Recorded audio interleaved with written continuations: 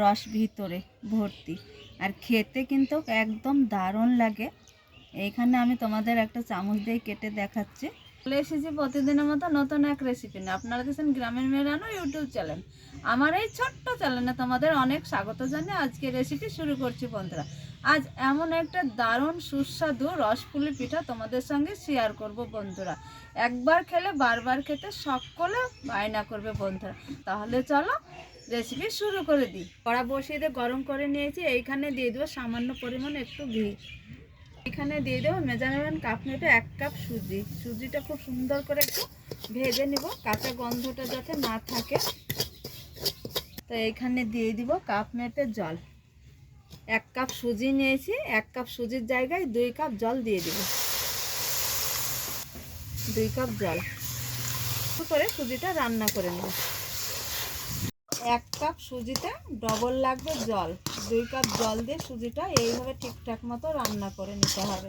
প্রায় রান্না হয়ে এসেছে, শক্ত করে ডো তৈরি করে নিয়েছি। এবার একটা প্লেটে তুলে নেব। এই রসপুলি বানানোর জন্য এইখানে নিয়েছি পাটালি খেজুর গুড়। একটা পুর বানাতে হবে।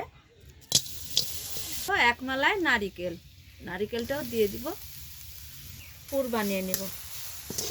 পুরটা বানানো হয়েছে, আর এইভাবে একটু শক্ত করে পুরটা তৈরি করে নিতে হবে। এবার তুলে নিব। ডোটা ঠান্ডা হয়েছে, এইখানে একটু ঘি দিয়ে মেখে নিব। এই রেসিপিটা মেখে নিলে একটা ঘিয়ের সেন্ট আসে, খেতে ভালো লাগে। এইভাবে ঘি দিয়ে মেখে নিব। দেখো একটা লিচি তৈরি করে নিয়েছি, বেলন চাকি মধ্যে নিয়ে নিয়েছি। এইবার রুটিটা বেলে নিব। তো বন্ধুরা দেখো, খুব সুন্দর করে যেভাবে রুটি বেলে নিতে হয় সেইভাবে রুটিটা বেলে নিয়েছি। এখানে দেখো একটু পুর নিয়েছি। এই পুরটাকে একটু রোলের মতো করে নেব হাতে এইভাবে ঘুরিয়ে।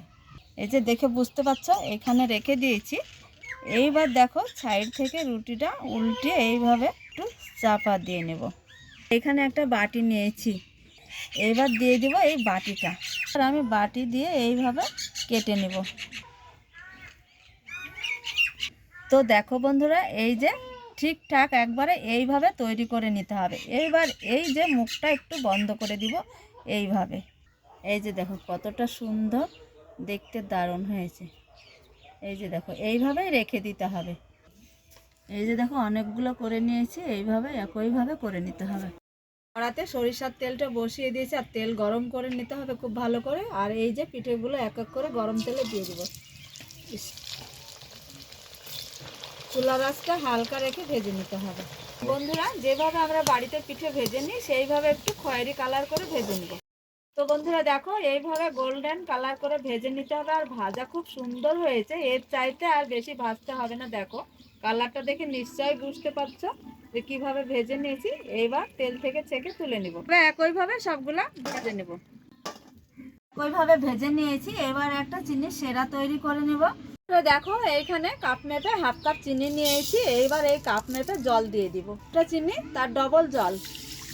মুখ ফাটিয়ে একটা এলাচ দিয়ে দিয়েছি। এইখানে একটা এলাচের যথেষ্ট। এবার রসটাকে খুব ভালো করে ফুটিয়ে নিব। সেরাটা খুব সুন্দর করে ফুটিয়ে নিয়েছি। এইখানে দিয়ে দিব পিঠেগুলো। এই যে পিঠেগুলো সেরাতে দিয়ে দিব। খুব সুন্দর করে একটু হালকাভাবে ফুটিয়ে নিতে হবে। এবার সঙ্গে সঙ্গে চুলা থেকে নামিয়ে দিব। বন্ধুরা দেখো কত সুন্দর রসপুলি পিঠা বানিয়েছি বন্ধুরা। আর এত সহজে হয়ে যায়, রসে টাবটুবে। এইরকম রেসিপি যদি তোমরা পিঠা পুলি অনেক রকম খেয়েছো বন্ধুরা, একবার হলো এইরকম রেসিপিটা তোমরা বানিয়ে খেয়ে দেখো যে কতটা রসালো আর স্বাদ হয়। এত সুন্দর, তোমাদের ভেঙে একটা আমি দেখাচ্ছি।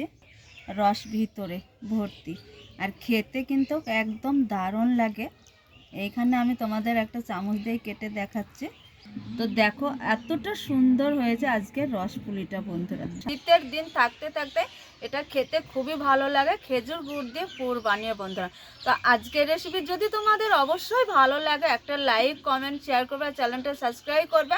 যেখানেই থাকো ভালো থাকো সুস্থ থাকো। তোমাদের টাটা।